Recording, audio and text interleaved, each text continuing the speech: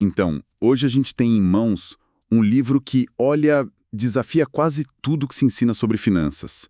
É A Psicologia Financeira, do Morgan Housel. Um livro excelente. E a nossa missão aqui é mergulhar fundo nas ideias dele para entender uma premissa que é, bastante provocadora, né? A de que o sucesso financeiro tem muito menos a ver com o quão inteligente a pessoa é e muito mais com o comportamento dela. Exato. O livro já abre com um quebra-cabeça que eu acho que resume tudo. Como é que pode um faxineiro, sabe, com uma vida super simples, virar um milionário e filantropo, enquanto o executivo de ponta, com a melhor formação do mundo, acaba falido? É exatamente esse o ponto de partida. O livro argumenta que, assim, a gente aprende sobre dinheiro como se fosse uma ciência exata, né? Tipo uma matéria da escola, com regras, com fórmulas. Certo, como matemática ou física. Isso. Mas a verdade é que as decisões que realmente importam na nossa vida financeira não são tomadas numa planilha. Elas acontecem, sei lá, à mesa de jantar, são influenciadas pelo nosso ego, nosso otimismo, nosso medo. Pela nossa história de vida. Totalmente. Na prática, finanças são muito mais sobre psicologia do que sobre matemática. E é essa mudança de perspectiva que a gente vai explorar hoje. Certo. Então vamos desvendar isso. O livro, como eu disse, não perde tempo. Ele já joga na nossa cara duas histórias que são, assim, o dia e a noite, e que ilustram perfeitamente essa tese. É verdade. A primeira é a de um executivo de tecnologia. Um cara que era um verdadeiro gênio, que com 20 e poucos anos criou uma peça-chave para os roteadores Wi-Fi. Ele ficou rico muito, muito rápido. Mas a relação dele com o dinheiro era, no mínimo, estranha. De $100 e comprando moedas de ouro só para jogar no mar por diversão. Que loucura. Ele tratava o dinheiro como um brinquedo, uma forma de chocar as pessoas. Era brilhante tecnicamente, mas no que diz respeito a finanças, emocionalmente, ele era totalmente impulsivo. Não é surpresa que anos depois ele perdeu tudo. O conhecimento técnico não salvou ele dele mesmo. E aí, do outro lado do espectro, vem o contraponto absoluto, a história de Ronald Read. Ah, essa história é fantástica. Quem procura o nome dele encontra a descrição: filantropo, investidor, faxineiro e frentista. Parece uma combinação impossível. O cara viveu uma vida extremamente simples, trabalhou décadas num posto de gasolina, depois varrendo o chão de uma loja. Ninguém fazia ideia do que ele estava construindo. Exato. E quando ele morreu em 2014, com 92 anos, a notícia chocou a cidadezinha onde ele morava. O Ronald Read deixou uma fortuna de $8 milhões, a maior parte doada para um hospital e para uma biblioteca. $8 milhões. E qual era o método dele? Alguma estratégia mirabolante? Zero complexidade. Ele poupava o pouco que conseguia, comprava ações de empresas sólidas, as famosas blue chips, e simplesmente esperava. Por décadas. Por décadas. Ele deixou os juros compostos fazerem o trabalho deles sem interrupção. É impressionante. Mas para fechar esse trio, o livro apresenta o Richard Fusconi, que era o oposto do Ronald Read em absolutamente tudo. Em tudo. Formado em Harvard, executivo de altíssimo escalão do Merrill Lynch, um gigante do mercado. O cara que personificava o sucesso. Aposentou-se aos 40 para virar filantropo. Exatamente. Ele tinha a inteligência, a experiência, o acesso à melhor informação que existe. O problema é que, junto com tudo isso, veio uma ganância, assim, desmedida. E o que aconteceu? Ele construiu uma mansão gigantesca com 11 banheiros, 2 elevadores, 2 piscinas, sabe? E mantinha um custo de vida de $90 mil por mês, tudo financiado com muita dívida. Ah, aí tá o problema. Quando a crise de 2008 chegou, essa alavancagem toda o destruiu. Ele foi à falência. Então, de um lado, um faxineiro paciente que vira milionário e do outro, um gênio de Harvard que perde tudo. A lição parece ser que paciência vence inteligência. Mas o livro fala do fator sorte nisso tudo. Porque, poxa, o Fusconi foi pego numa crise histórica. Ótima pergunta. Sim, o livro deixa claro que a sorte tem um papel imenso. Mas a habilidade crucial que o Ronald Read tinha e que o Fusconi não tinha era a de sobrevivência. Sobrevivência. O Read construiu uma fortaleza financeira tão sólida, sem dívidas, que nenhuma crise conseguiria derrubar. O Fusconi vivia no limite, onde um único evento inesperado, como a crise de 2008, foi suficiente para apagar todo o sucesso que ele teve antes. Faz todo sentido. Tem uma citação do livro que resume isso perfeitamente.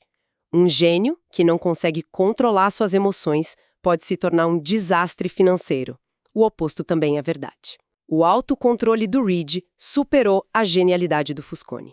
Essa ideia de que as nossas emoções nos sabotam me leva a um dos conceitos mais fortes do livro, que está no capítulo Ninguém é Maluco. Ah, esse é genial. A tese é que toda decisão financeira que alguém toma, por mais absurda que pareça pra gente, faz total sentido na cabeça daquela pessoa. É baseada no conjunto único de experiências que ela teve. Exatamente. E a estatística que o Housel usa para ilustrar isso é, assim, brutal. Ele diz que as suas experiências pessoais com o dinheiro respondem por, sei lá, 0,0000001% do que acontece no mundo, mas elas respondem por uns 80% da forma como você acha que o mundo funciona. Nossa, é uma distorção gigantesca. Total. A gente forma a nossa visão de mundo sobre dinheiro a partir de uma amostra minúscula da realidade. Isso é chocante, porque se o meu universo de crenças é tão limitado pela minha experiência, quer dizer que a maioria dos conselhos financeiros genéricos por aí é, na melhor das hipóteses, inútil. Ou até perigoso. É por isso que, segundo o livro, existem as bolhas e os pânicos no mercado. Um grupo de pessoas com experiências de vida parecidas olha para um ativo subindo e acha que é a coisa mais lógica do mundo comprar a qualquer preço. E outro grupo, de fora, olha e vê pura insanidade. Exato. Ninguém está tecnicamente errado.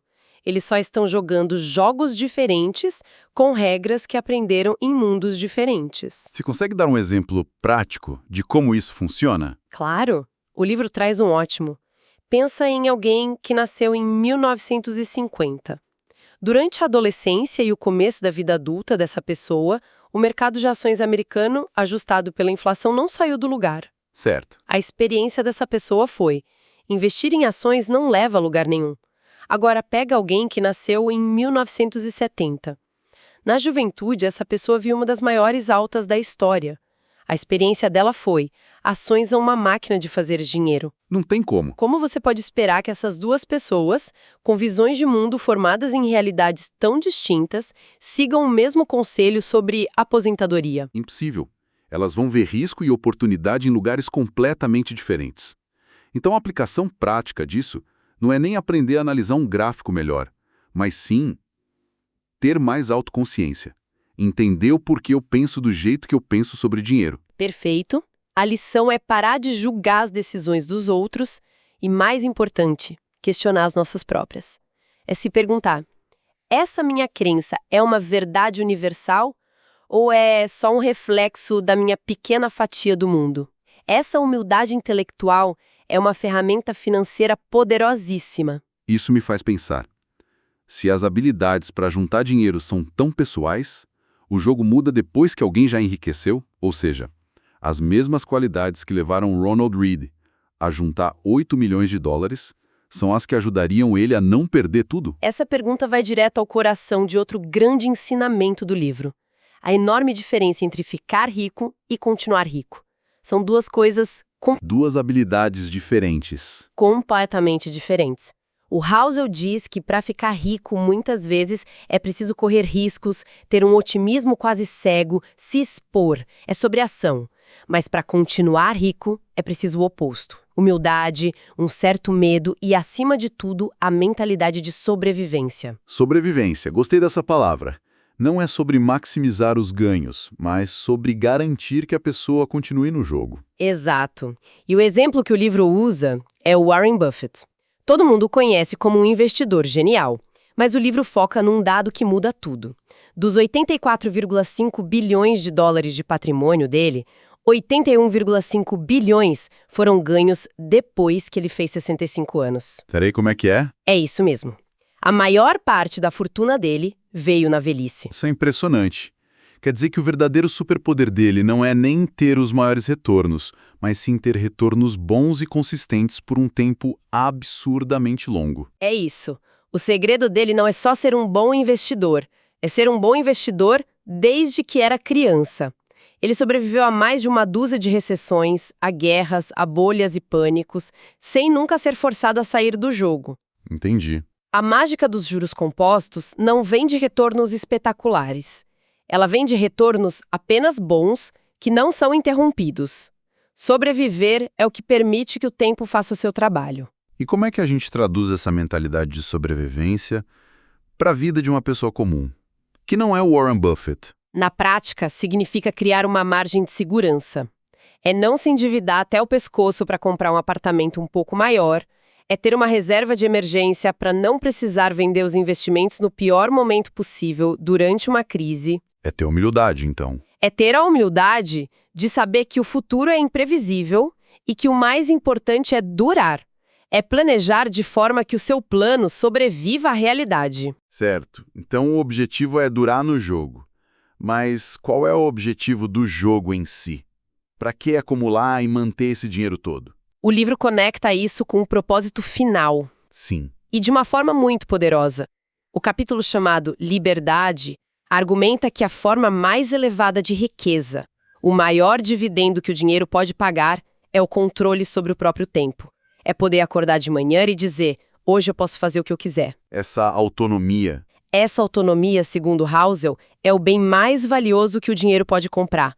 Mais valioso que carros, casas ou viagens de luxo. Faz sentido. E isso nos leva à ideia de suficiente. O livro conta uma história ótima sobre os escritores Kurt Vonnegut e Joseph Heller numa festa na casa de um bilionário. O Vonnegut vira para o Heller e fala: esse cara, nosso anfitrião, ganhou mais dinheiro num dia do que você ganhou com seu livro Ardil 22 a vida inteira. Que é um dos livros mais famosos do século XX. Exatamente. E a resposta do Heller é genial. Ele diz, sim, mas eu tenho uma coisa que ele nunca vai ter. O suficiente. Uau! Essa ideia é revolucionária. A felicidade, segundo o livro, é o que sobra quando você subtrai as expectativas dos resultados. O problema é que, para muita gente, as expectativas crescem mais rápido que a renda. É uma esteira que nunca para. Definir o que é suficiente é a única forma de sair dela. Ok, suficiente é uma ideia linda na teoria. Mas é realista no mundo de hoje, com a pressão das redes sociais, a comparação constante? Como é que alguém define suficiente na prática? É o grande desafio. E o livro argumenta que o primeiro passo é entender uma armadilha psicológica que ele chama de o paradoxo do dono do carro. Como funciona isso? Funciona assim: quando você vê alguém passando numa Ferrari, você não pensa, nossa, que cara legal. Você pensa, nossa, se eu tivesse essa Ferrari, as pessoas pensariam que eu sou legal. A gente se projeta no objeto. Exato. A gente usa a riqueza dos outros como um ponto de referência para o nosso próprio desejo de ser admirado, ignorando completamente a pessoa que está ali. A lição é que ninguém está tão impressionado com as suas coisas quanto você. As pessoas estão ocupadas pensando nas próprias coisas. É um golpe no ego, mas faz todo sentido. Então, o caminho para o suficiente passa por parar de usar o dinheiro para buscar status. Exato. E isso se conecta à distinção final e talvez mais importante do livro, a diferença entre riqueza e fortuna. E qual é a diferença? Riqueza é o que a gente vê. O carro caro, a casa na praia, é a renda que foi gasta. Fortuna, por outro lado, é o que a gente não vê. É a renda que não foi gasta. São os investimentos, a reserva, os ativos financeiros que estão lá, quietos, te dando opções. Fortuna é a liberdade que foi comprada e não foi gasta em objetos. Perfeitamente colocado. O Hauser é direto. Gastar dinheiro para mostrar aos outros quanto dinheiro você tem é a forma mais rápida de ter menos dinheiro. A verdadeira fortuna é invisível. Ela te dá flexibilidade, segurança e controle sobre o seu tempo. Essa é a riqueza que realmente importa. Recapitulando tudo isso, fica claro que o sucesso com dinheiro é um jogo muito mais psicológico do que matemático, né?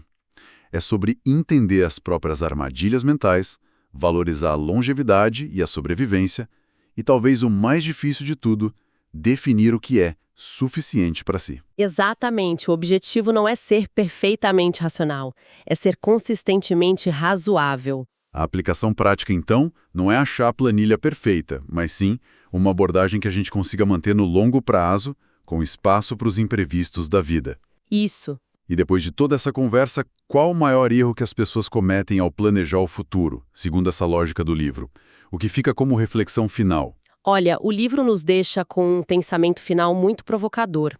Ele fala sobre um viés cognitivo chamado ilusão do fim da história. O que é isso? É a tendência que todos nós temos de achar que a pessoa que somos hoje é a nossa versão final definitiva. A gente reconhece o quanto mudou nos últimos 10 anos, mas subestima profundamente o quanto vai mudar nos próximos 10. A gente acha que chegou lá. Isso. Nossas metas, desejos e prioridades vão se transformar. Portanto, um plano financeiro super rígido e detalhado, feito hoje para daqui a 30 anos, tem uma chance enorme de não servir para a pessoa que a gente vai se tornar. Então a gente está planejando para um estranho. De certa forma, sim. E por isso, a pergunta a se ponderar que o livro nos deixa não é apenas qual é o melhor plano para o meu futuro. A pergunta mais importante talvez seja: qual estratégia financeira me oferece a maior flexibilidade para me adaptar a um futuro eu que eu ainda nem conheço? É sobre construir um plano que não se quebre quando a vida e nós mesmos inevitavelmente mudarmos. Exatamente isso. É sobre flexibilidade e adaptação.